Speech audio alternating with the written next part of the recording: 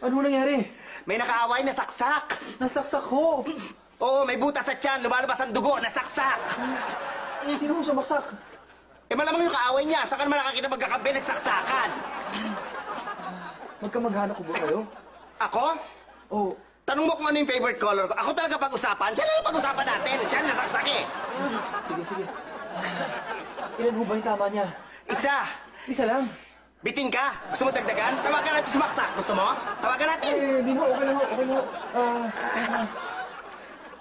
Malalim ho ba yung tama niya? Bantayan mo, kukuha ko ng ruler. Ano ka ba? Hindi ko na alam eh. Gusto ko malaman kaya kailangan ng doktor.